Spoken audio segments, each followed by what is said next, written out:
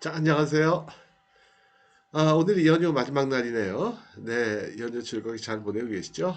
예, 혹시 지방에 내려가신 분들은 올라오실 때 아주 안전에, 교통 안전에 유의하시기 바라고요. 자, 그럼 강의 계속하도록 하겠습니다. 자, 인커텀즈 2020의 주요 내용 다섯 번째, 위험의 이전과 인도.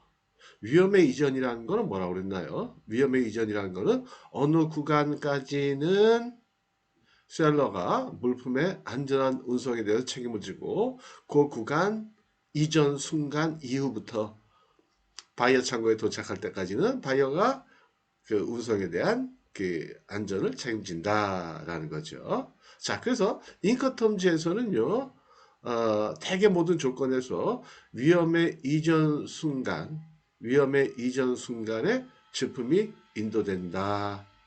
이렇게 규정이 되어 있다라는 거죠. 그래서 위험의 이전 순간과 제품의 인도 순간은 같다. 그래서 제품이 인도되는 순간에 위험도 셀러로부터 바이어로 이전이 된다. 이렇게 규정이 되어 있다는 거예요. 물론 인커텀즈 규정에 보면 위험의 이전이라는 규정이 있고 또 별도의 제품의 인도라는 규정이 있어요. 근데 그걸 쫙 살펴보니까 같더라라는 거죠. 그래서 제가 원칙을 설명해 드리는 거고요. 그래서 우리는 보통 선적하는 순간에 보통은 제품이 인도된다라고 얘기를 해요. 되게 어떤 조건이요? 예, FOB, CFR, CIF 조건에서는 그렇게 얘기한다라는 거죠. 그 다음에 참고 삼아서 말씀드리면 선화증권을 인도한다라는 거는 물건을 넘겨준 거하고 똑같다. 예, 인도한다는 게 물건을 넘겨주는 거잖아요. 인도. 그쵸? 차도 인도가 아니고 예, 넘겨준다. 인도. 그러니까 선화증권을 넘겨주면 소유권이 이미 넘어갔다. 이렇게 보시는 거예요. 그쵸? 그러니까 선화증권 넘겨준 다음에 아씨 어떡하지? 도못 받으면 어떡하지? 그럼 미리 걱정하셔야 돼요. 미리. 그래서 신중하셔야 돼요. 그 다음에 운송수단 불문 조건이 있죠. 운송수단 불문 조건이다라고 얘기하면 해상 전용 조건 뺀 나머지 7가지. 그쵸? 뭐가 있을까요? 네. EXW, 그 다음에 F 조건에서는 FCA, C 조건에서는 CIF, 아니죠.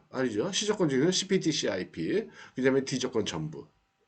다시요. 정리해 드릴게요. 제가 예, 버벅거렸으니까 7가지 조건, 우수성수단 불문 조건 7가지는 첫 번째 E 조건부터 하면 EXW, F 조건에서는 FCA, 그 다음에 C 조건에서는 CPT, CIP. 그럼 이제 4개죠. 그 다음에 D 조건이 3개죠. 그쵸? 예, 예, 예. D 조건이 3개.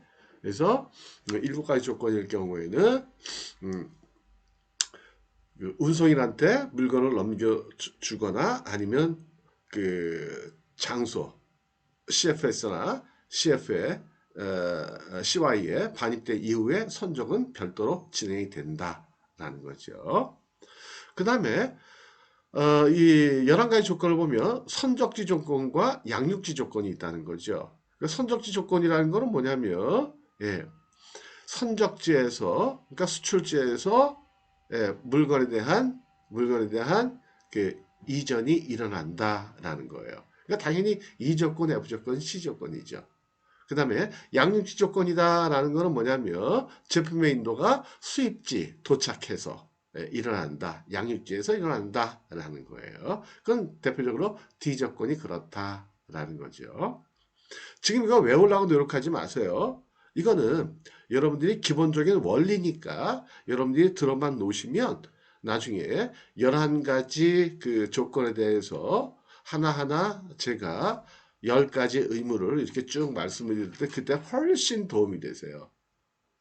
왜요? 도움이 된다는 건 무슨 뜻이냐면 이 원리를 알고 계시면 하나하나 조건별로 셀러바의 의무를 외울 필요가 없다라는 거죠. 원리를 적용을 하면 이해되실 수가 있다라는 거예요. 그렇죠? 제가 언뜻 말씀드린 것 같은데요. 셀러 바이어가 인커텀즈 조건을 협상하라고 합의를 볼 때 인커텀즈 규정을 갖다 놓고 서로 참고해 가면서 시간을 갖고 하는 게 아니라고 그랬죠.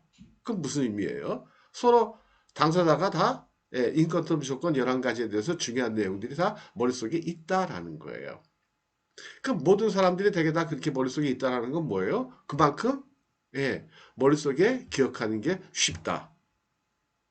어려울 것 같은데 쉽다는 건 뭐예요? 어떠한 원칙이 있다라는 거예요. 10가지 의무를 기억하는 데 있어서 어떠한 원칙들이 있고 서로 간에 관련성이 있기 때문에 그렇게 외우기가 쉽다라는 거예요. 부담 없이 그냥 들으시면 돼요, 지금은. 그 다음에 7번째 보면, 7번째 원리, 보험계약. 보험계약은 누가 체결하느냐? 11가지 조건을 보면 대부분 임의보험이에요. 그래서 임의보험이라 보험을 들어도 되고 안 들어도 된다. 그러니까 인커텀에서는 정확하게 뭐라고 규정하고 있냐면 뭐라고 이렇게 말을 하고 있냐면 셀러, 바이어 모두 보험 가입의 의무가 없다 이렇게 돼 있어요. 다만 여기 CIF 조건하고 CIP 조건 이 두 조건의 공통점이 뭐예요? 가운데 I자가 있죠. 이 I자는 인슈런스예요. 그래서 보험이 강제다. 반드시 들어야 된다라는 거예요. 누가요? 셀러가 매도인이 들도록 돼 있다라는 거예요. 매수인이 아니고 매도인이 들도록 돼 있다. 그럼 나중에 결국은 이 보험료는요 가격에 보통 포함을 시켜요. 대개다. 예. 왜요? 나중에 결국은 사고 나면 보험금을 받는 사람이 누구예요? 바이어잖아요. 일반적인 경우에. 그렇기 때문에 보험에 들면은, 예, 되게, 셀러가 들고, 그 다음에 피보험자는 바이어가 된다. 그래서 CIF나 CIP는 반드시 매도인이 가입을 해야 되겠다라는 거예요. 근데 좀 전에 제가 그랬죠. 보험료, 인슈런스, 보험료, 프리미엄, 이거를 그 가격에 반영시킨다고 그랬는데, 안 시키는 경우들도 많아요. 왜요? 서비스 차원에서. 왜냐하면 이 금액이 얼마 안 되기 때문에 그래요. 만약에 1억짜리 물건을 선정을 한다? 그 다음에 보험 보장 범위가 가장 큰 ICCA 혹은 올리스크 조건에 든다? 그랬을 때 보험료가 얼마나 되느냐? 대략 한 0.1% 정도예요. 물론 뭐 좀 다르겠죠. 화물의 종류에 따라 가지고 거리에 따라 가지고 다르겠지만은 대략 그 정도 되더라라는 거예요.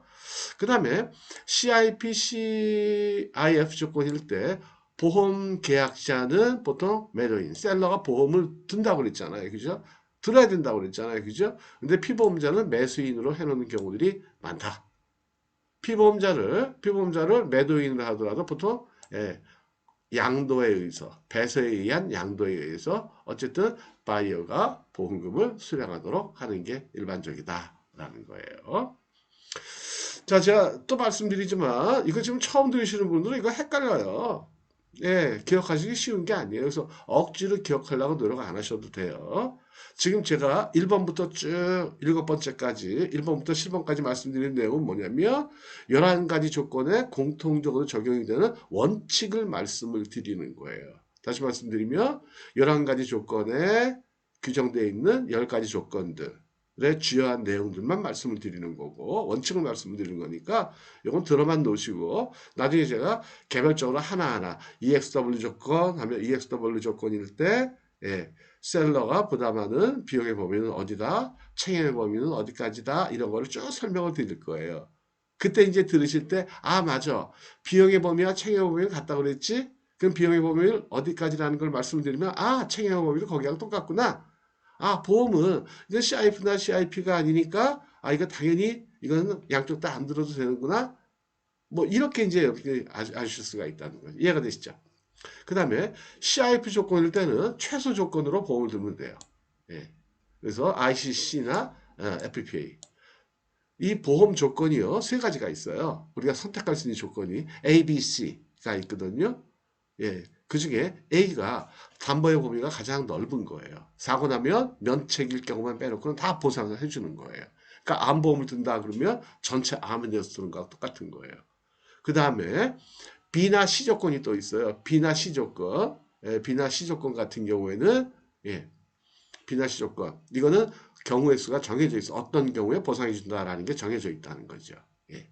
그래서 암을 들더라도 뭐 위암, 폐암 뭐 이런 식으로 드는 것처럼 예. 거기까지만 알아두시면 될 것 같아요. 나중에 보험도 제가 또 말씀을 드릴 거예요. 그래서 CIF 조건일 때 셀러가 보험에 들어야 되지만 예, 기본적으로 가장 약한 보험에 들면 된다. ICC에다가. 그러나 CIP 조건일 때는 가장 예, 부보 조건이 큰 예, A에다 들어야 된다라는 거예요. 이해가 되시죠? 예.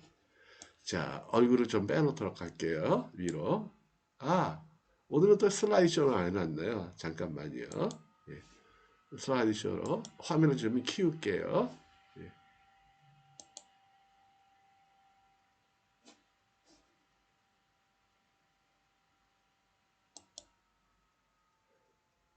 예. 자, 그래서요. 예, 하도록 하고요. 이 슬라이드쇼가 안 되네요.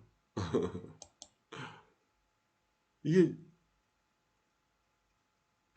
이걸 눌러야지. 제가 헷갈렸어요.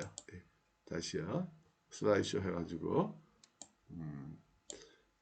어, 슬라이드쇼 누르고